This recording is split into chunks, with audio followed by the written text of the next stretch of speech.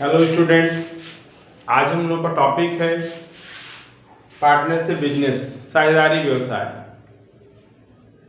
तो सबसे पहले ये समझ लेते हैं सर व्यवसाय क्या है। कोई भी व्यक्ति अपने जीविकोपार्जन के लिए या परिवार को चलाने के लिए या मूलभूत आवश्यकताओं को पूरा करने के लिए जो क्रियाएं करता है उन क्रियाओं को ही हम लोग व्यापार करते हैं, व्यवसाय कहा जाता है, बिजनेस। यह एक हम लोगों का लार्ज कॉन्सेप्ट है, व्यापक अवधारणा है, जिसके अंतर्गत ये सारी क्रियाएं सम्मिलित होती हैं जो अपने हम जीविकोपार्जन के लिए या लाभ कमाने के लिए या आगे बढ़ने के लिए या लग्जरी सामानों को प्राप्त करने के लिए कहाँ से धन इकट्ठा करें, कहाँ से प्राप्त करें हम लोग, वो सारी क्रियाएं व्यवसाय में सम्मिलित होती है। इस प्रकार इसमें ट्रेड है, सर्विसेज है, प्रोफेशन है, वोकेशन है, व्यापार और सर्विसेज सेवाएं, पेशा और धंधा, सभी क्या है इसमें शामिल है। अब आते हैं, इसको करने वाला व्यक्ति एक भी हो सकता है, दो या दो से अधिक भी हो सकते हैं, 100, 50, 2000, 5000 भी हो सकते हैं। व्यापार ही है, सामान खरीद के लाएंगे बेचेंगे। पेशा अपनी बुद्धि का प्रयोग करके 2-4 लोग मिलके या अकेले भी कोई काम कर सकते हैं। जैसे डॉक्टरी का काम, डॉक्टर का एक ग्रुप बना के या डॉक्टर का काम करना पेशा कहलाएगा। चार्टर्ड अकाउंटेंट एक पेशा कहलाएगा, प्रोफेशन कहलाएगा। लॉयर है, पेशा कहलाएगा उसका। ये क्या अकेले भी कर सकते हैं और 2 या 2 से अधिक लोग भी कर सकते हैं। तो ऐसे एक संगठन के रूप में जब हम कोई काम करते हैं तो ऐसे संगठन का एक नाम देते हैं हम लोग। जैसे अकेले कोई काम कर रहे हैं तो बोलेंगे सोल ट्रेड, एकाकी व्यवसाय। 2 या 2 से अधिक मिलकर काम कर रहे हैं, संख्या 50 तक सीमित रखते हैं, उसको बोलते हैं हम लोग साझेदारी व्यवसाय। या संख्या 2 या 2 से अधिक है लेकिन कंपनी एक्ट के अकॉर्डिंग उसका रजिस्ट्रेशन करा के व्यापार कर रहे हैं, उसे कंपनी का व्यवसाय बोलेंगे। व्यवसाय एक है, सिर्फ उनका संगठन का अंतर है। तो हम लोग को उन्हीं संगठन में से आज साझेदारी संगठन के बारे में पढ़ना है, पार्टनरशिप ऑर्गेनाइजेशन के बारे में पढ़ना है कि ऐसे लोग, ऐसे संगठन जिसमें 2 या 2 से अधिक व्यक्ति मिलकर अपने आर्थिक स्थिति के अनुसार पूंजी लाकर कोई लीगल वैध व्यापार करते हैं और व्यापार में हुए लाभ को आपस में बांटते हैं तथा एक दूसरे के लिए एजेंट के रूप में कार्य करते हैं। ऐसे व्यवसाय को हम लोग साझेदारी व्यवसाय या पार्टनरशिप बिजनेस कहते हैं। और ऐसे व्यवसाय में जितने भी मेंबर सम्मिलित होते हैं, प्रत्येक मेंबरों को, प्रत्येक सदस्य को साझेदार कहते हैं और उनके द्वारा चलाए जाने वाले व्यापार को फर्म कहते हैं। और इनके बीच जो आपस में तय करते हैं कौन कितनी पूंजी लाएगा, कौन कैसे काम करेगा, उसको साझेदारी कहते हैं। पार्टनरशिप कैसे, 2 बच्चे रूम में रहते हैं, सवेरे खाना कौन बनाएगा, शाम को आटा कौन सानेगा, सवेरे बर्तन कौन धोएगा, शाम को बर्तन कौन धोएगा, ये क्या आपस में तय करते हैं। पहले ही तय कर लेते ताकि भविष्य में कोई मारपीट विवाद न उत्पन्न होने पाए। तो जो आपस में साझेदार, जो फर्म के मेंबर आपस में तय करते हैं, उसे हम लोग साझेदारी कहते हैं। एक तरह का डीड, एक तरह का समझौता। ये था हम लोग का साझेदारी व्यवसाय। तो पहला पॉइंट हम लोग का क्लियर है, मीनिंग ऑफ पार्टनरशिप। तो बिजनेस क्या है हम लोग का, साझेदारी व्यवसाय क्या है, ऐसा व्यवसाय जिसमें कम से कम 2 सदस्य किसी वैध व्यापार को करने के लिए अपने आर्थिक स्थिति के अनुसार पूंजी लाते हैं और व्यवसाय में हुए लाभ को पूर्व निर्धारित अनुपात में आपस में बांटते हैं और एक दूसरे के लिए एजेंट के रूप में काम करते हैं। ऐसे व्यवसाय को ही साझेदारी व्यवसाय या पार्टनरशिप बिजनेस कहा जाता है। पहला पॉइंट क्लियर हो गया। अब सारे पॉइंट को हमने पार्टनरशिप से रिलेटेड 3 चैप्टर तक हमने लिया है। एक इंट्रोडक्शन ऑफ पार्टनरशिप है, एडमिशन ऑफ पार्टनरशिप है और रिटायरमेंट ऑफ पार्टनरशिप। इसके जितने छोटे छोटे टॉपिक थे 2-2 नंबर के या 60 क्वेश्चन के टॉपिक थे, हमने आपको इसमें कवर करने की कोशिश किया है। इसी पॉइंट को हम लोग समझते हैं, जितने भी पॉइंट हमने लिखा है 90 पॉइंट इसमें है। चलिए, तो पहला तो क्लियर हो गया, इसका डिफिनेशन जरूर लिख लेंगे 3-4 लाइन में आप। मीनिंग ऑफ पार्टनरशिप बिजनेस, ठीक। फीचर ऑफ पार्टनरशिप, इसकी क्या विशेषताएं हैं, क्या फीचर्स हैं, क्या कैरेक्टरिस्टिक्स इसके हैं। सबसे पहले है इसमें कम से कम 2 सदस्यों का होना जरूरी है। अधिक से अधिक 50 तक इसकी संख्या बताई गई है, लेकिन उसको 100 तक हम लोग एक्सटेंड कर सकते हैं, बढ़ा सकते हैं।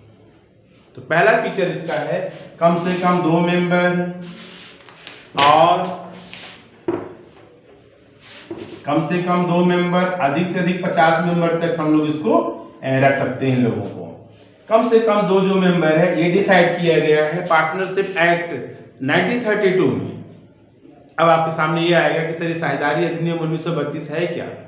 तो सरकार क्या करती है, सभी क्षेत्रों में लोगों को सिस्टमैटिक ढंग से काम करने के लिए जो रूल रेगुलेशन बनाती है उसे हम लोग क्या बोलते हैं, एक्ट, अधिनियम, नियम, कानून, रेगुलेशन।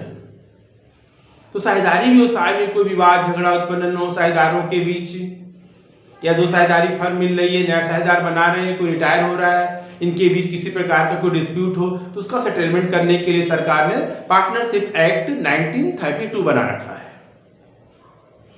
तो ये हम लोग का है minimum number of member in partnership business का है, वो कितना हम लोग का 2 है, जो पार्टनरशिप एक्ट में डिसाइड है। ये जो 50 हम लोगों का डिसाइड किया गया है, ये कंपनी एक्ट 2013 ने डिसाइड किया। कंपनी अधिनियम 2013 में बताया गया है किसी भी साझेदारी व्यवसाय के अधिकतम सदस्यों की संख्या कितनी होगी, 50, लेकिन उसको 100 तक हम लोग बढ़ा सकते हैं, एक्सटेंड कर सकते हैं।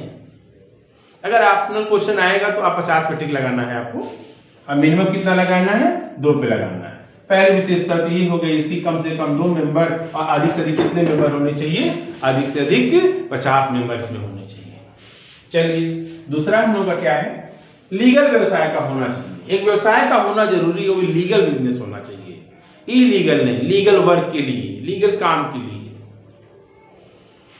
अगला हम लोग का तीसरा है, हाँ पहला तो बता दिया कम से कम 2 मेंबर, अधिक से अधिक 50। दूसरा है लीगल बिजनेस का होना।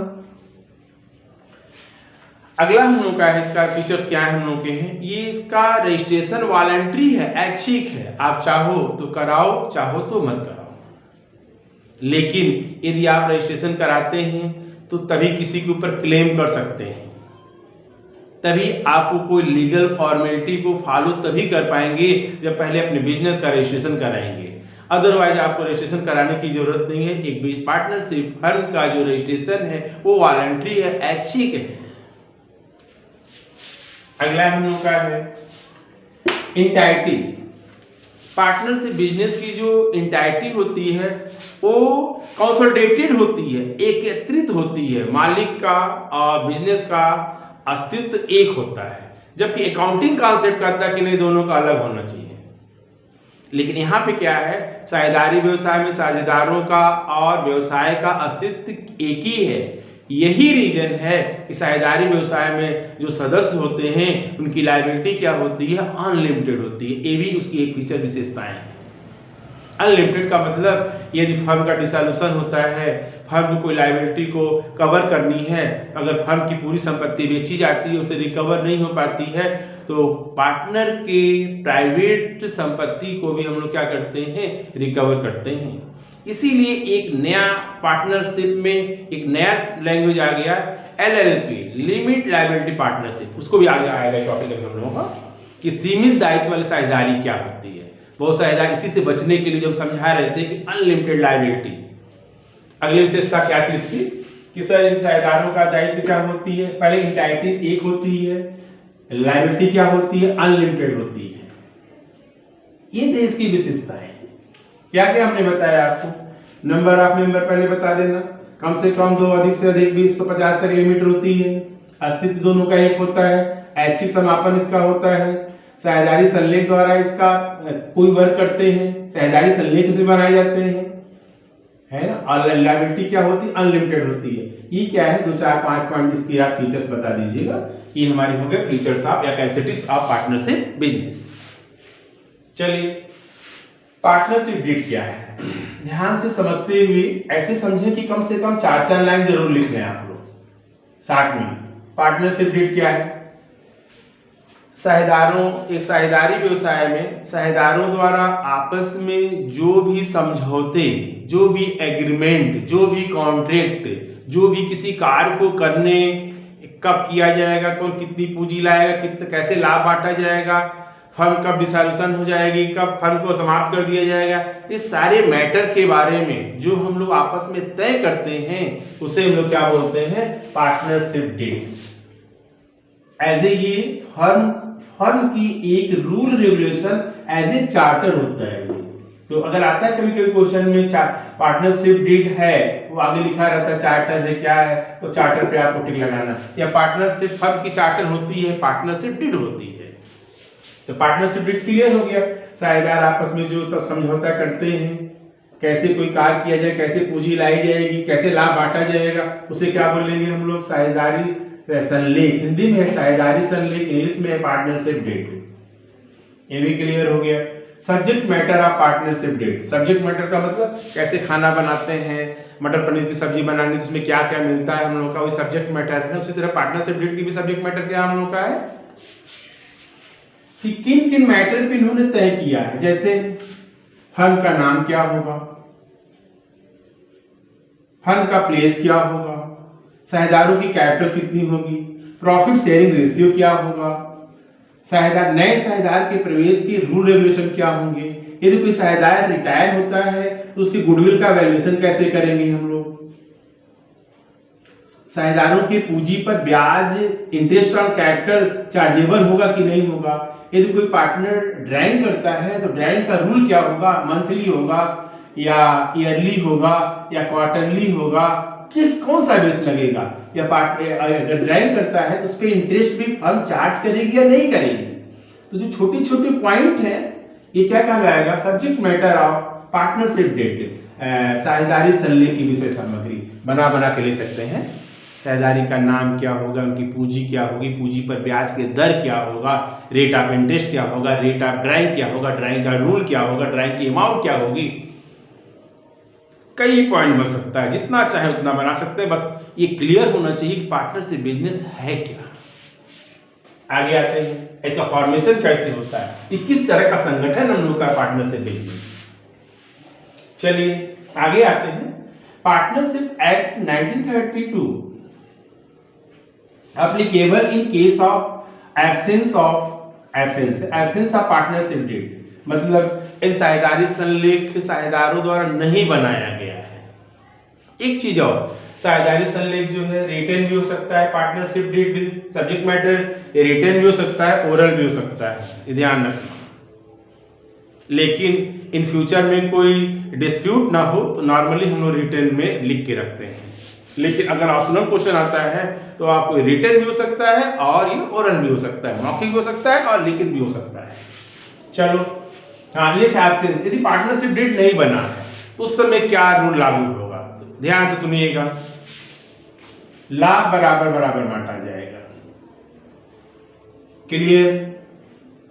चाहे पूंजी कितनी भी क्यों न लाए, कोई कितना भी बुद्धिमान क्यों ना उसमें से, लाभ क्या होगा 1:1:1:1। अगर 3 पार्टनर है तो 4 है तो और बढ़ जाएगा, 2 है तो 2 बढ़ जाएगा, 1 तो रहेगा नहीं। ये पार्टनरशिप में कम से कम कितने मेंबर होने चाहिए, कम से कम 2 मेंबर का होना जरूरी है। चलिए दूसरा हम लोग का है लाभ, पूंजी पर कोई ब्याज नहीं दिया जाएगा, सेकंड हो गया। थर्ड हम लोग का क्या है, यदि पार्टनर ने ड्राइंग किया है तो उसमें कोई ब्याज लिया भी नहीं जाएगा, क्लियर हो गया। पूंजी पर ब्याज देंगे भी नहीं और आहरण में ब्याज हम लेंगे भी नहीं। हम मतलब फर्म का अकाउंटेंट, सारे लेखा जोखा कौन रखता है, अकाउंटेंट तो रखता है, या फर्म का कोई मेंबर भी हो सकता है उसमें से अकाउंटेंट के रूप में काम करता है, उसके लिए सैलरी पाएगा। 4 नंबर हम लोग का है, यदि कोई साझेदार फर्म में कोई वर्क करता है तो ऐसे कंडीशन में उसको कोई भी सैलरी बोनस कमीशन अलाउ नहीं है, कोई भी वेतन वेतन उसको नहीं दिया जाएगा। और क्या हम लोग का रूल है? 5वां रूल, सभी साझेदारों को किसी भी डॉक्यूमेंट्स को देखने, फोटोकॉपी करने का अधिकार होगा, किसी भी मीटिंग में भाग लेने का अधिकार होगा। ये सारे रूल क्या हैं? पार्टनरशिप डेट अगर नहीं बना है मतलब इसका पार्टनरशिप साझेदारी संलेख के अभाव में साझेदारी अधिनियम की क्या प्रावधान है? तो क्या प्रावधान है? लाभ बराबर बटेगा, पूंजी पर ब्याज नहीं दिया जाएगा, आहरण पे ब्याज नहीं लिया जाएगा। यदि किसी पार्टनर ने फंड को लोन दिया है तो 6% की रेट से उसको इंटरेस्ट भी दिया जाएगा। यदि कोई साझेदार फर्म में कोई सर्विस करता है, कोई अपना पारिश्रमिक करता है, किसी प्रकार का उसे कोई रेम्यूनरेशन नहीं दिया जाएगा। सभी सभाओं में भाग लेने का अधिकार होगा, सभी डॉक्यूमेंट्स को देख सकता है सभी साझेदार और उसकी फोटोकॉपी ले सकता है। कोई भी डिस्प्यूट होता है तो आपसी सभी लोगों के म्यूचुअल कंसेंट के अकॉर्डिंग आपसी सहमति के द्वारा उसका निपटारा किया जाएगा। ये हम लोग का नियम किसमें बना है? यदि पार्टनरशिप डीड नहीं बना है तो ये सब रूल पार्टनरों को फॉलो करना होगा। रूल फॉलो नहीं करेंगे तो कोर्ट कचहरी में जाके पार्टनरशिप एक्ट 1932 में डिस्प्यूट का सेटलमेंट किया जाएगा।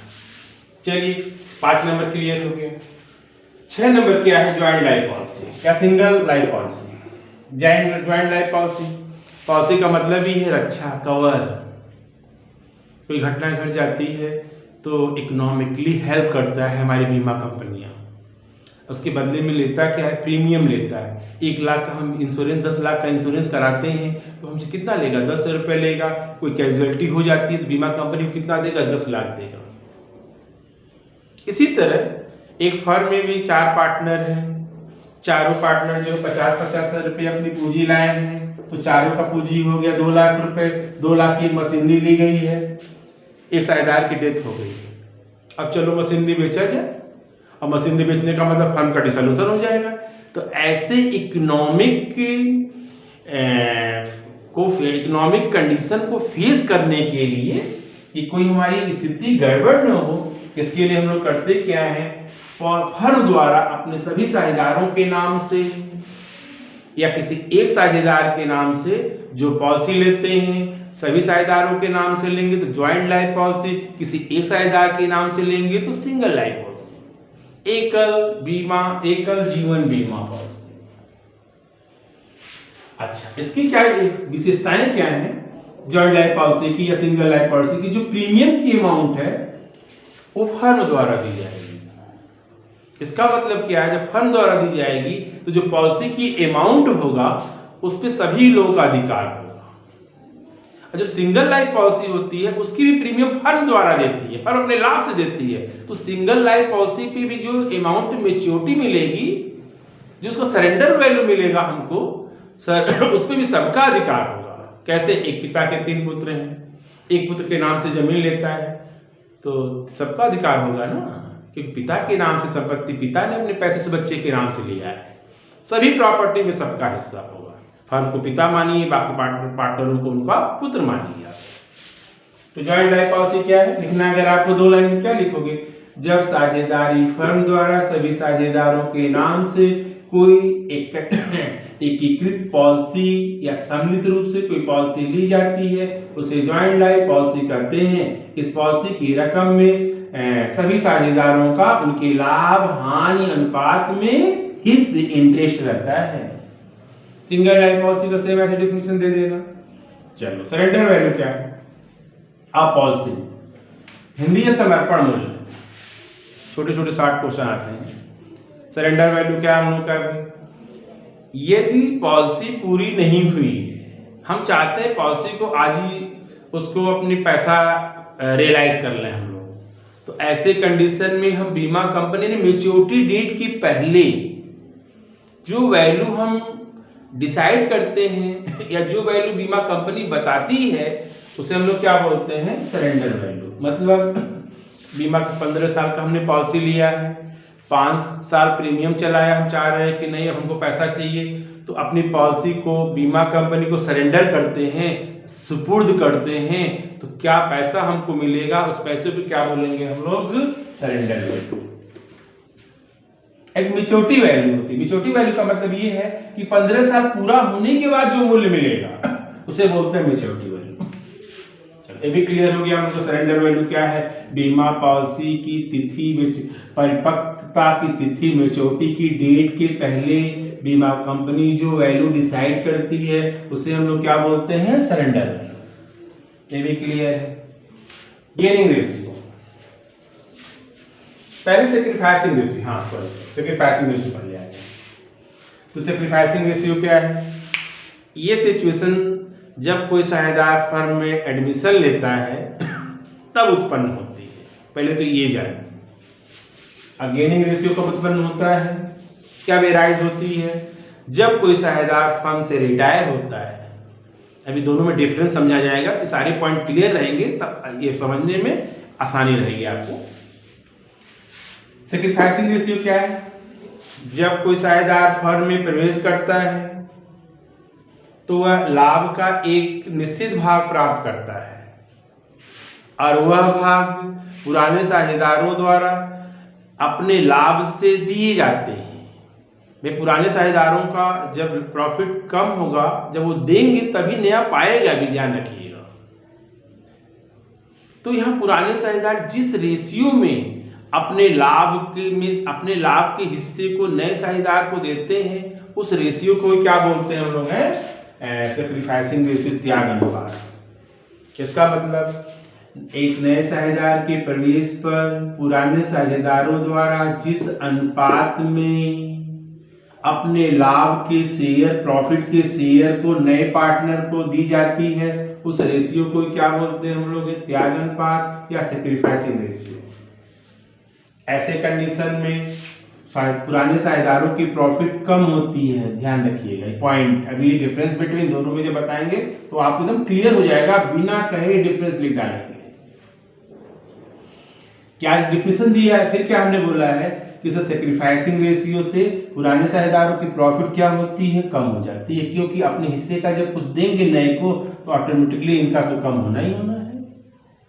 10 रोटी बनाते थे, 5-5 रोटी खाते थे, अभी भी 10 ही रोटी बनेगा, आटा उतना ही है, एक और आ गया तो स्वाभाविक सी बात है एक रोटी भी उसको देंगे तो हमारे पास कितनी 4-4 रोटी तो बचेगी, 2 तो वो खा जाएगा। पुराने साझेदारों के लाभ कम होती है सेक्रीफाइसिंग के कंडीशन में। और सुनिए, इस रेशियो का यूज नए साझेदार द्वारा लाई गई गुडविल को आपस में बांटने के लिए करते हैं। ये पॉइंट क्लियर हो जाना चाहिए। इसकी गणना कैसे करते हैं हम लोग, हैं old ratio minus new ratio. पुराने में से नया अनुपात घटा देंगे, जो वैल्यू रेशियो बचेगा सबका A 20 का 2 पार्टनर हैं तो A सेक्रीफाइसिंग B सेक्रीफाइसिंग, ये 2 लोग सेक्रीफाइसर हो जाएंगे, एक गेनर हो जाएगा। चलो आते हैं गेनिंग रेशियो। गेनिंग रेशियो क्या है, लाभ प्राप्ति अनुपात। यह स्थिति तब उत्पन्न होती है जब कोई नया साझेदार, जब कोई विद्यमान साझेदार एग्जिस्टिंग पार्टनर जब फर्म से कोई रिटायर होता है, अवकाश हो लेता है या उसकी डेथ होती है। इसकी क्या परिभाषा है, जब कोई साझेदार फर्म से रिटायर होता है या उसकी डेथ होती है, अवकाश ग्रहण करता है, तो ऐसे कंडीशन में उसके लाभ का हिस्सा फर्म में बच जाता है और उस बचे हुए लाभ को पुराने साझेदार जिस अनुपात में लेते हैं, गेन करते हैं, प्राप्त करते हैं, उसे क्या बोलते हैं हम लोग, गेनिंग रेशियो, लाभ प्राप्ति अनुपात। पूरा बचे हुए साझेदारों द्वारा जिस अनुपात में बचे लाभ को प्राप्त करते हैं वही लाभ प्राप्ति अनुपात है। और इस रेशियो से पुराने साझेदारों के जो बचे हुए साझेदारों के लाभ बढ़ जाते हैं। पहले 3-3 रोटी 3 लोग मिलके खाते थे, एक चला गया, बची हुई रोटी हम दोनों लोग मिलके खाएंगे। अब आते हैं इसका यूज क्या है। जो साझेदार जा रहा है सर उसको गुडविल लेके जाएगा ना, वो भी तो व्यवसाय में मेहनत किया, परिश्रम किया है ना, तो एक्सेस अमाउंट उसके कैपिटल से जितना एक्सेस अमाउंट उसको पेमेंट करेंगे एज ए गुडविल के रूप में देंगे हम उसको। तो गुडविल की रकम कौन देगा? ए देगा कि भी 3 पार्टनर थे ए बी सी, सी जा रहा है ए देगा बी देगा, तो उसके प्रॉफिट को जो जैसे गेन किया होगा वो उसको गुडविल देगा। एक कहता सर हमने आप उन्हीं का प्रॉफिट आप ले लीजिए, कोई बात नहीं, बी दे देगा उसको पूरा लाभ, उसका पूरा गुडविल का पैसा वो देगा और पूरा शेयर वही ले लेगा। 3 रोटी खाना 3 का 3 ही खाएगा, 3 ये 3 पहले 6 रोटी और खाना शुरू करेगा। इसका क्या रेशियो हो जाएगा? क्या फार्मूला क्या बन जाएगा गेनिंग रेशियो का? New ratio minus old ratio, नया अनुपात माइनस पुराना अनुपात। चलिए अब आते हैं हम लोग हैं पार्टनरशिप अकाउंट। साझेदारी के संबंध में लेखी क्या है? अभी पहले समझाए हैं, साझेदारी एक संगठन, ऐसे संगठन जिसमें 2 या 2 से अधिक लोग हैं, मतलब व्यवसाय को देख रेख, व्यवसाय के लिए पूंजी लाने, व्यवसाय की मैनेजमेंट करने के लिए 2 या 2 से अधिक लोग हैं। व्यवसाय तो वही है, व्यवसाय का व्यापार का मतलब माल खरीद के ले आना, बेचना, salary, wages, purchase of price, चुंगी, किराया, किराया, जो भी है सारे एलिमेंट अकाउंटिंग के वही हैं। प्रॉफिट कैसे निकालते थे? अकाउंटिंग प्रोसीजर क्या था सर? वो जर्नलाइजिंग, जर्नल बनाना, लेजर बनाना, ट्रायल बैलेंस बनाना, फाइनल अकाउंट बनाना, ये भी एक व्यापार ही है, इसमें भी बनेगा। एक नॉर्मल बिजनेस और पार्टनरशिप बिजनेस में कोई अंतर नहीं है, अंतर सिर्फ उनके संगठन का है, चलाने वाले लोगों का है, कितने लोग मिलकर इसको चलाते हैं। अकाउंटिंग का भी क्लियर हो गया होगा सर। एक साझेदारी व्यवसाय में अकाउंटिंग के प्रोसीजर वही है जो एक नॉर्मल बिजनेस में है, अंतर सिर्फ क्या हम लोग का है, एक साझेदारी व्यवसाय में एक कुछ एलिमेंट और बढ़ जाते हैं जो एक नॉर्मल व्यवसाय में नहीं होते हैं। वो एलिमेंट क्या हम लोग का है? पार्टनर कैपिटल है, वहां भी कैपिटल था लेकिन यहां थोड़ा अलग अलग सेपरेट कैपिटल है। इंटरेस्ट ऑन कैपिटल है, ड्राइंग है, इंटरेस्ट ऑन ड्राइंग है, पार्टनर सैलरी है, पार्टनर बोनस है, कमीशन है। ये एलिमेंट थोड़ा नॉर्मल बिजनेस से अलग होते हैं। तो इन्हीं के लिए क्या क्या हम लोग का है, ध्यान से सुनिए। पार्टनर कैपिटल है, इंटरेस्ट ऑन कैपिटल, ड्राइंग है, इंटरेस्ट ऑन ड्राइंग है, बोनस है, कमीशन है, सैलरी है, सारे एलिमेंट, इनके लिए हम लोग जो है पार्टिकुलर कुछ और भी अकाउंट स्पेसिफिक विशेष रूप से खोलते हैं। हम लोग कौन कौन से अकाउंट खोलते हैं sir? Partner profit and loss appropriation account, partner capital account और पार्टनर ड्राइंग अकाउंट। इससे रिलेटेड जो यहाँ पे लिखे थे, capital, interest on capital, drawing, interest on drawing, bonus, commission, है ना, और इंटरेस्ट ऑन लोन, अगर लोन दिया किसी ने तो।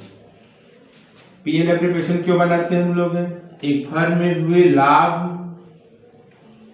में कितना, किस साझेदार को कितना लाभ मिला है तथा इनको दिए जाने वाले वेतन, बोनस, कमीशन का एडजस्टमेंट करने के लिए जो अकाउंट बनाते हैं उसे क्या बोलते हैं? लाभ हानि समायोजन खाता या नियोजन खाता, profit and loss appropriation account. या कोई और भी बिजनेस से रिलेटेड कोई डिप्रिसिएशन छूट गया है, कोई बैड डेट छूट गया है, बैड डेट रिकवर छूट गया, उसका भी समायोजन इसमें कर लेते हैं, भूलावट का जितने भी रहते हैं। लेकिन नॉर्मली किस लिए बनाया जाता है? फर्म में हुए लाभ को साझेदारों में बांटने के लिए उनके वेतन, bonus, commission, interest on capital, interest on drawing का एडजस्टमेंट करने के लिए जो खाता बनाते हैं उसे क्या बोलते हैं हम लोग? है profit and loss appropriation account. वही नियम क्रेडिट साइड में net profit during the year, credit interest on drawing. Debit side में क्या रहेगा हम लोगों का? Partner salary, partners capital, partner interest on capital, interest on capital, bonus, commission. इसके अलावा रिजर्व में ट्रांसफर करते हैं। इसके अलावा कोई बिजनेस एलिमेंट में कोई आइटम छूट गया डेबिट में, डिफरेंस आता है, जिधर भी डिफरेंस आएगा, चाहे डेबिट में आएगा चाहे क्रेडिट में आएगा, साझेदारों के पूंजी खाते में या करेंट अकाउंट में ट्रांसफर कर देते हैं। ये करेंट अकाउंट क्या है, कैपिटल अकाउंट क्या है, अभी आगे आ रहा है आपके। पहला अकाउंट को समझ गया, पार्टनर कैपिटल अकाउंट क्या है। एक साझेदारी फर्म में सभी साझेदार अपने इकोनॉमिक कंडीशन के अकॉर्डिंग अलग अलग पूंजी लाते हैं और अपने योग्यता के अकॉर्डिंग अलग अलग अपना सहयोग देते हैं। मतलब कोई सेल्समैन का काम करता है, डीलिंग वीलिंग करता है, कमीशन लेता है। कोई मैनेजर का काम करता है, टैलेंटेड है, वो सैलरी लेता है। कोई सैलरी पाएगा, कोई कमीशन पाएगा। सब अपने अपने हिसाब से क्या करते हैं, काम करते हैं। और साझेदारी फर्म में पैसा भी कमाते हैं, प्रॉफिट तो कमाते ही कमाते हैं। जो पैसा लगाए उसमें तो बिजनेस की जो प्रॉफिट होगी, साझेदारों की प्रॉफिट होगी, वो तो बांटेंगे ही बांटेंगे। साथ में सर वो जो एक्स्ट्रा वर्क करके वेतन, बोनस, कमीशन भी प्राप्त करते हैं। उसके लिए साझेदारों से रिलेटेड जितने भी एलिमेंट है उनका हिसाब किताब रखने के लिए सभी साझेदारों का क्या कितना पूंजी लाए थे, जोड़ के कितना हुआ, निकाले हैं तो घटा के कितना हुआ, इसके लिए जो अकाउंट बनाते हैं उसको बोलते हैं साझेदारी पूंजी, साझेदारों का पूंजी खाता। ये हम लोगों का क्या है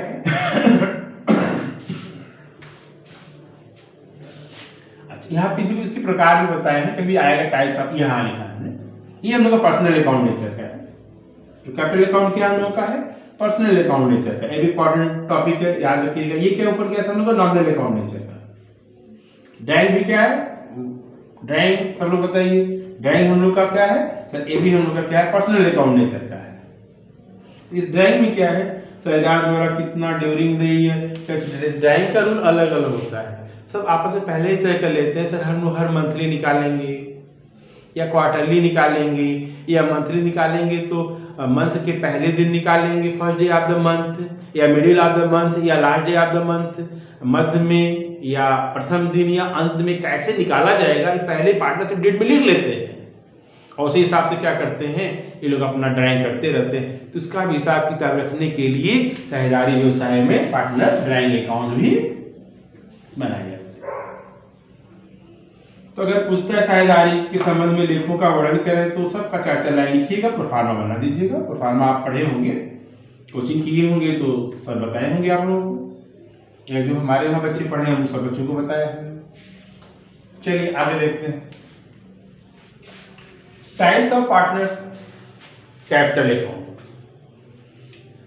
यहाँ क्लियर हो गया पार्टनर कैपिटल अकाउंट क्या है, साझेदारों द्वारा लाई गई पूंजी तथा फर्म से प्राप्त वेतन, बोनस, कमीशन सबका हिसाब किताब रखने के लिए जो अकाउंट बनाते हैं उसे हम लोग साझेदार का पूंजी खाता या पार्टनर कैपिटल अकाउंट कहते हैं। ये पर्सनल अकाउंट नेचर का होता है, ये तो पीछे हो चुका है। अब टाइप्स पढ़ते हैं इसके, क्या है, मेथड, या मेथड भी लिख सकते हैं, methods of partner capital account, विधियां क्या है इसकी रखने की है। एक साझेदारी फर्म में सभी साझेदार आपसी कंसेंट या सहमति के आधार पर अपने साझेदारी अपने पूंजी को 2 प्रकार से रख सकते हैं। एक अस्थायी रूप से रख सकते हैं और एक परिवर्तनशील रूप से रख सकते हैं। यानी कि एक फिक्स कैपिटल मेथड है, एक फ्लोटिंग कैपिटल मेथड होगा। फिक्स कैपिटल मेथड में क्या है कि साझेदार, हाँ ध्यान से सुनिएगा जितने पॉइंट हैं पहले बता चुके, साझेदारों से रिलेटेड कौन से पॉइंट है, कैपिटल है, ड्राइंग है, इंटरेस्ट अर्न कैपिटल है, इंटरेस्ट अर्न ड्राइंग है, वेतन है, बोनस है, कमीशन है। क्लियर है, 7 पॉइंट। और इंटरेस्ट अर्न लोन, वो भी जो 8 पॉइंट हो गए। इस 8 से रिलेटेड सारा हिसाब किताब रखने के लिए 2 अकाउंट बनाते हैं इस मेथड में, फिक्स वाले में। याद रखिए पहले इसको आप लोग, नोटेड पॉइंट ये हम लोगों का है। जितना बोले हैं 8 पॉइंट से रिलेटेड, इसका 8 का हिसाब किताब रखने के लिए 2 अकाउंट खोलेंगे। किस मेथड में, फिक्स कैपिटल मेथड में। एक हम लोग का पार्टनर कैपिटल अकाउंट, एक हम लोग का पार्टनर करेंट अकाउंट। ध्यान से सुनो, पहले वाले में क्या लिखते हैं, पार्टनर कैपिटल में साझेदार द्वारा लाई गई केवल पूंजी लिखते हैं, और बाकी जो 8 बोले हैं ना, बार बार बोलने की जरूरत नहीं है। 8 में से केवल पहला पार्टनर जो कैपिटल है, जितने कैपिटल लाया है ओरिजिनली उसको लिखते हैं और कोई आइटम नहीं, 7 तो इसमें नहीं लिखा जाएगा। इसके अलावा करंट अकाउंट में क्या लिखेंगे? तो जो बचा है, क्या बचा? क्लियर है? Interest on drawing, interest on capital, वेतन, बोनस, कमीशन और इंटरेस्ट ऑन लोन। अगर कोई फर्म को कोई साझेदार लोन दिया है, क्लियर हो गया। इसमें क्या लिखते हैं? ओनली कैपिटल, लाई गई पूंजी। इसमें क्या लिखते हैं? पूंजी के अलावा जितने भी एलिमेंट है, बार बार नहीं बोलना, 8 पॉइंट हो चुका है इसका। अब प्रोसेस के नेचर समझो। इसमें क्या है कि नॉर्मली इसका opening and closing balance equal होता है जनरली। कभी कभी डिफरेंस हो भी सकता है। कैसे हो सकता है? कोई साझेदार वर्ष के बीच में कुछ पूंजी और लगा दिया, तब तो उसका ओपनिंग और क्लोजिंग चेंज हो जाएगा ना, इसलिए जनरली लगा दिया हमने। सामान्यतः पार्टनर कैपिटल अकाउंट की ओपनिंग क्लोजिंग इक्वल रहती है। इसमें क्या रहता है? हमेशा डिफर रहता है, कभी कभी इक्वल हो भी जाता है। कैसे इक्वल हो जाता है? जितना पाए उतना निकाल लें तो इक्वल हो जाएगा। सवेरे हमारे पास 10,000 रुपये था, दिन भर में 1,000 हमने कमाया, शाम को 1,000 रुपये निकाल लिया, तो ओपनिंग भी 10,000, क्लोजिंग भी 10,000, इत्तेफाक है ये। चलो क्लियर हो गया। ये आपको याद रखना है। अस्थायी पूंजी खाता विधि में कितने खाते रखे जाते हैं? 2 खाते, दोनों का नाम रखना है आपको, पार्टनर कैपिटल अकाउंट और पार्टनर करेंट अकाउंट। साझेदार का पूंजी खाता, साझेदार चालू खाता। क्लियर? उधर आइए। अस्थायी विधि, जब सभी साझेदार इस बात पे सहमत होते हैं कि नहीं भाई, हम लोग अपने 8 एलिमेंट के लिए जो हम लोग से रिलेटेड जितने भी मदें हैं, उन मदों के लिए हम लोग एक ही खाता रखेंगे, 2 खाते का लफड़ा नहीं पालेंगे। कोई बात नहीं, सबको इसी में लिख देते हैं, एक खाता बस खोलते हैं। क्या नाम है? Partner capital account. तो क्लियर हो गया होगा। अस्थायी विधि में 2 अकाउंट, परिवर्तनशील पूंजी खाता विधि में 1 अकाउंट। ये भी क्लियर हो गया होगा कि सर जब अस्थायी पूंजी होगी तो पूंजी पर ब्याज कहाँ लिखते हैं? तो पूंजी पर ब्याज करंट अकाउंट में लिखते हैं। पूंजी कहाँ लिखते हैं? पहले वाले अकाउंट में लिखते हैं। सारे पॉइंट एमसीक्यू क्वेश्चन के लिए आपके इंपॉर्टेंट है। चलिए आगे बढ़ते हैं हम लोग। 12 नंबर था। तो types of methods of partner capital account clear हो गया हम लोग का। 2 प्रकार है पूंजी खाते के। आपका दोनों में ऑप्शनल है, ऐसा नहीं कोई मैंडेटरी है। जो चाहे वो साझेदार आपस में सहमति के द्वारा अडॉप्ट कर सकते हैं। चलिए मीनिंग आप बोल लाते हैं, थोड़ा पॉइंट से हट गया, थोड़ा सा डिफिनेशन।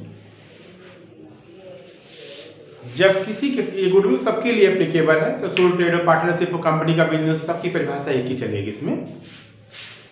गुडविल क्या है? जब किसी व्यवसाय का लाभ अन्य व्यवसाय के लाभ से अधिक होता है और जिस क्षमता के कारण ये लाभ अधिक होता है, उस क्षमता को, उस कैपेसिटी को ही हम लोग गुडविल कहते हैं।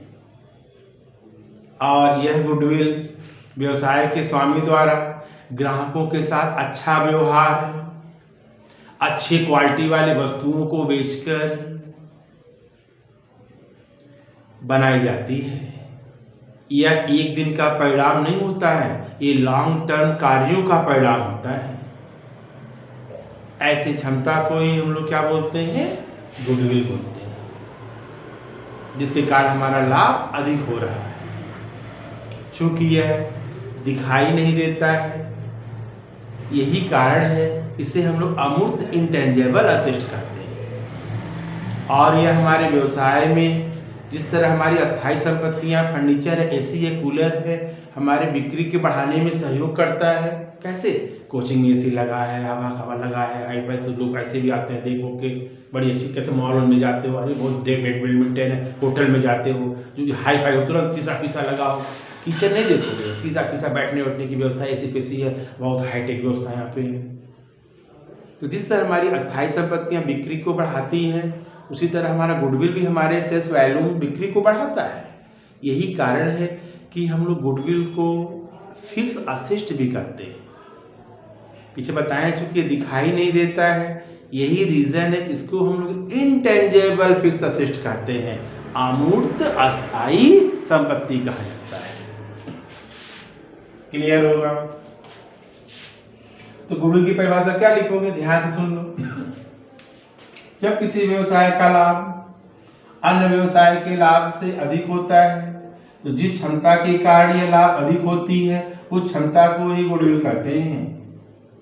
और यह क्षमता व्यवसाय के स्वामी द्वारा कठिन परिश्रम, ग्राहकों के साथ अच्छा व्यवहार, अच्छे क्वालिटी वाले वस्तुओं को बेचकर बनाई जाती है।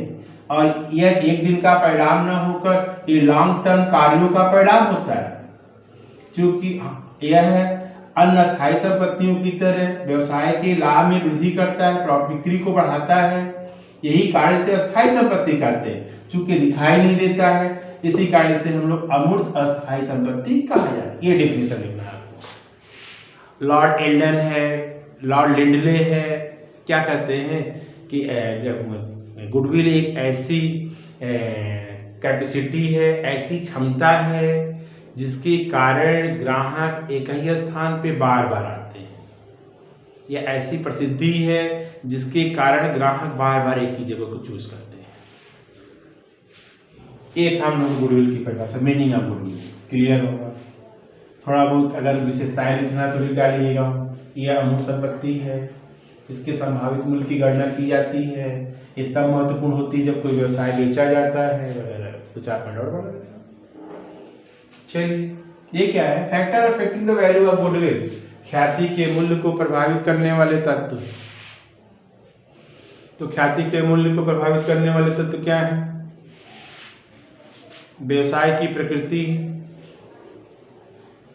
व्यवसाय की प्रकृति में किस नेचर का आप बिजनेस किए हैं।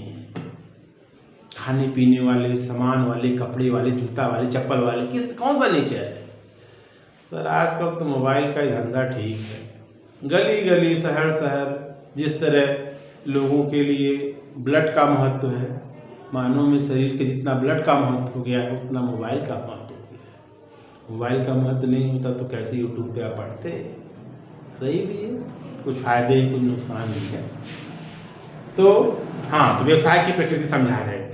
क्लियर है? किस नेचर का बिजनेस करते हैं, तो ये भी एक डिपेंड करता है। स्थान है, तो स्थान भी है। किताब का दुकान खोलना है तो बक्सीपुर खोले जहाँ पे किताब उताब बिकती है, कि नौका विहार खोले जहाँ पे लोग पर्यटन जहाँ घूमने जाते हैं। तो नहीं, नौका विहार तो भुट्टा मोमो चाउमीन बिकेगा। किताब उताब की दुकान खोलनी है तो कहाँ खोल लेंगे? बक्सीपुर खोलेंगे। क्यों? चलिए, और भी है फैक्टर अफेक्टिंग हम लोग बोल रहे थे। कैपिटल है, गवर्नमेंट पॉलिसी है। अभी सरकार डीजल गाड़ियां बंद, सारी गाड़ियां फेल, जितनी गुडविल बनी है सब जीरो हो जाएंगी। वैल्यू डिपेंड करती है गुडविल बढ़ रही घट रही है। तो ये है factor affecting goodwill, value of goodwill. ये क्या है? Method of valuation of goodwill, ख्याति के मूल्यांकन की विधियां। तो ख्याति के मूल्य को निर्धारित करने के लिए कई विधियां बताई गई हैं। पहला हम लोग का है एवरेज प्रॉफिट मेथड, औसत लाभ विधि। दूसरा हम लोग का है भारित औसत लाभ विधि, वेटेड एवरेज प्रॉफिट मेथड, 2 हो गया। तीसरा हम लोग का है सुपर प्रॉफिट मेथड, अधिलाभ विधि। तीसरा हो गया। 4 हम लोग का हो गया कैपिटलाइजेशन मेथड, पूंजीकरण विधि। इसमें 2 पॉइंट था, एक capitalisation of super profit, capitalisation of average profit. ये तो जब न्यूमेरिकल के पार्ट में आएंगे तो वहाँ पे समझाएंगे, फार्मूला भी बताएंगे आपको। आप तो मेथड बता दे रहे हैं, ख्याति क्या है, इसकी विधियाँ बताइए, तो ऐसे लिखना है, आप लिखिएगा। और क्या हम लोग का है एन्युटी मेथड, 5 नंबर। उसके बाद हम लोग का लास्ट है हिडन गुडविल, गुप्त ख्याति। तो गुप्त ख्याति क्या है? जब कोई नया साझेदार अपनी पूंजी अपने रेशियो से एक्सेस लाता है, मतलब 1/5 हिस्से के लिए साझेदार आ रहा है। अब फर्म की टोटल कैपिटल हो रही है 1 लाख, तो 1 लाख में 1/5 होगा 20,000, वो ला रहा है 22,000। इसका मतलब क्या होगा, 2000 रुपये वो गुडविल ला रहा है। Clear, hidden goodwill. न्यूमेरिकल के टॉपिक पे न्यूमेरिकल में आएंगे और समझाएंगे आपको। ये मेथड विधियां थी भाई, तो कम से कम विधियों के पॉइंट डालो। सुपर प्रॉफिट क्या है, अधिलाभ। इसके बाद डेफिनेशन है, जब किसी व्यवसाय का लाभ अन्य व्यवसाय के लाभ से जितनी अधिक होती है उसे अधिलाभ कहते हैं। जब किसी भी व्यवसाय का actual profit is more than normal profit of other business is called super profit. जैसे बोले वैसे इसकी फार्मूले बन जाएंगे। सुपर प्रॉफिट इक्वल टू क्या होगा, actual profit minus normal profit. Normal profit का मतलब जो अगल बगल कमा रहे हैं उनकी जो प्रॉफिट है, हमारी उनकी प्रॉफिट है 20,000, हम कमा रहे हैं 30,000, तो 10,000 हमारा अधिक है ना, तो 10,000 क्या कहलाएगा, सुपर प्रॉफिट। हेडन को समझा चुके ऊपर था। अब आते हैं रिवैल्यूएशन अकाउंट, पुनर्मूल्यांकन खाता। जब कोई साझेदार फर्म में प्रवेश करता है या रिटायर होता है तो ऐसे कंडीशन में जब प्रवेश करेगा तो उससे पूंजी मांगी जाती है और रिटायर करेगा तो उसकी पूंजी रिटर्न की जाती है। तो ऐसे कंडीशन में भविष्य में कोई विवाद न उत्पन्न हो, फर्म में जितनी भी असेस्ट हैं और लायबिलिटी हैं उनका हम लोग प्रेजेंट वैल्यू निकालते हैं। तो यहाँ फर्म के असेस्ट और लायबिलिटी की प्रेजेंट वैल्यू निकालने के प्रोसेस को ही क्या बोलते हैं, रिवैल्यूएशन या evaluation of asset and liability. और उस रिवैल्यूएशन पे पुनर्मूल्यांकन पर लाभ हुआ है कि हानि हुआ है उसके लिए जो अकाउंट बनाते हैं उसको बोलते हैं रिवैल्यूएशन अकाउंट। क्लियर हो गया, एक बार फिर से बोल दे रहे हैं। जब कोई साझेदार फर्म में प्रवेश करता है या कोई साझेदार रिटायर होता है तो भविष्य में कोई विवाद न उत्पन्न हो, ऐसी दशा में फर्म की जितनी भी संपत्तियां हैं, दायित्व है, उनका हम लोग प्रेजेंट वैल्यू वर्तमान मूल्य निकाल लेते हैं। तो यह वर्तमान मूल्य निकालने की प्रक्रिया को क्या बोलते हैं हम लोग, है रिवैल्यूएशन। पहले रिवैल्यूएशन समझिए, और रिवैल्यूएशन पे या तो प्रॉफिट होगा या तो लॉस होगा। रिवैल्यूएशन पे प्रॉफिट और लॉस निकालने के लिए जो अकाउंट बनाते हैं उसे क्या बोलते हैं हम लोग, है रिवैल्यूएशन अकाउंट, पुनर्मूल्यांकन खाता। यह नॉमिनल अकाउंट नेचर का होता है, रटिए, नाम मात्र खाते की प्रकृति का। इसके अकॉर्डिंग ऐसे ट्रांजैक्शन जिससे हमको प्रॉफिट हो रही हो क्रेडिट में और लॉस हो रही तो डेबिट में लिखते हैं। मतलब इंक्रीज इन असेस्ट, तो सर इंक्रीज इन असेस्ट लाभ होगा credit, decrease in asset loss होगी क्रेडिट। लाभ है प्रॉफिट है तो क्रेडिट, लॉस है तो डेबिट। अब आते हैं decrease in liability. Decrease in liability इसका मतलब क्या हुआ, लायबिलिटी कम देना है, प्रॉफिट हुआ क्रेडिट में। Increase in liability, sir liability बढ़ रही है, लॉस है डेबिट में। अनरिकॉर्डेड असेस्ट, अनरिकॉर्डेड मतलब बुक में लिखा है 10 टेबल है और पता चला जब काउंटिंग किए तो 12 आ गया, इसे क्या बोलेंगे unrecorded profit and loss. Clear होगा, 10 की जगह 12 हो गया, 2 प्रॉफिट क्रेडिट में। अनरिकॉर्डेड लायबिलिटी, ऐसी लायबिलिटी जैसे हम लिखे ही नहीं, उधार तो पैसा लिए लेकिन अकाउंट में मेंटेन किए ही नहीं, उसे क्या बोलेंगे अनरिकॉर्ड। उसे क्या लिखेंगे हम लोग, रिवैल्यूएशन के क्रेडिट में, डेबिट में। क्लियर हो गया कि रिवैल्यूएशन के क्रेडिट में क्या लिखना है, डेबिट में क्या लिखना है। आगे आते हैं अकाउंटिंग रिगार्डिंग गुडविल। गुडविल के संबंध में क्या लिखा करते हैं, तो गुडविल के संबंध में अकाउंटिंग का जो ट्रीटमेंट है AS 10 या AS 26 ये कहता है गुडविल के संबंध में अकाउंटिंग लेखा खाता तभी खोलिएगा जब गुडविल के संबंध में कोई अमाउंट पेमेंट की जा रही हो किसी के द्वारा, तभी इसका अकाउंटिंग करना है, अदरवाइज गुडविल की एंट्री हम लोग नहीं करना है। ठीक, पॉइंट क्लियर। अब आते हैं एंट्री क्या है। यदि नया साझेदार प्रवेश करता है, गुडविल लाता है लेकिन प्राइवेटली पुराने साझेदारों को दे देता है, नो एंट्री। मतलब फर्म में आया ही नहीं, व्यक्तिगत रूप से जाके 55,000 रुपये बांट दिया, कोई एंट्री नहीं। दूसरा क्या है, यदि वह फर्म में पैसा कैश देता है तो एंट्री हो जाएगी bank account debit to goodwill, पुराने साझेदार बांट लेंगे, goodwill account debit to old partner capital account या करेंट अकाउंट, दोनों में से कहीं एक जाएगा, ऊपर समझा चुके हैं। किस रेशियो में सर, वो एडमिशन हो रहा है ना, सेक्रीफाइसिंग रेशियो में। क्लियर? चलिए, यदि गुडविल नकद नहीं लाता है तब तो बोले हैं अकाउंटिंग स्टैंडर्ड 26 ये कहता है कि कोई अकाउंटिंग करना ही नहीं है। तब क्या होगा सर, कैपिटल एडजस्टमेंट की एंट्री की जाएगी, पूंजी समायोजन की प्रविष्टि, मतलब नए साझेदार का पूंजी खाता डेबिट और पुराने साझेदार का पूंजी खाता credit. New partner capital account debit to old partner in sacrificing ratio में। क्लियर?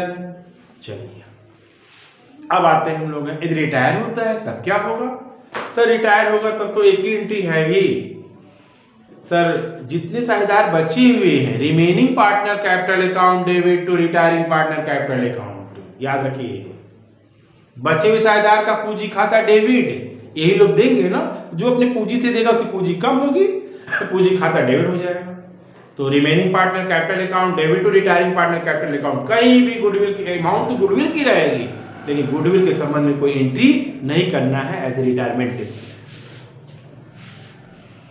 ये भी सही हो गया, ये क्या है, ये भी क्लियर हो गया। एडजस्टमेंट ऑफ रिजर्वेंट प्रॉफिट, यदि हाँ, तो रिजर्व क्या है? लाभ का वह हिस्सा जो भविष्य के लिए बचा बचा के रखते हैं उसे रिजर्व बोलते हैं। तो पहले से क्लियर होगा, अकाउंटिंग सब बच्चे पढ़ रहे हैं। तो यदि पहले से रिजर्व बचा बचा के रखे हैं, कोई नया साझेदार प्रवेश करता है तो पहले उसको पुराने साझेदार अपने प्रॉफिट शेयरिंग रेशियो में बांटकर अपने पूंजी खाते में ट्रांसफर कर लेते हैं। और यदि कोई रिटायर हो रहा है तो उसका भी हिस्सा उसके शेयर में बांट कर उसको दे दी जाती है, क्योंकि उसको भी तो लाभ से बचा के रखा है। ये है adjustment of reserve and profit. एक पॉइंट छूटा है, लास्ट पॉइंट, उसको भी समझा देते हैं।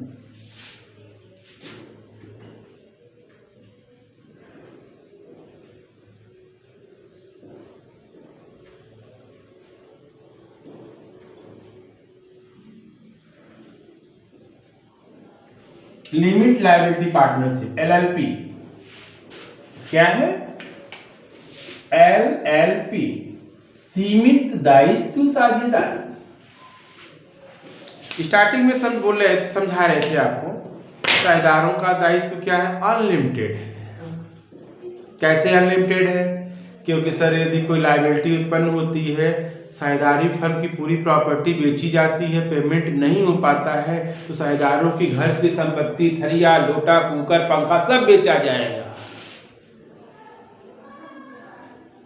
Unlimited liability.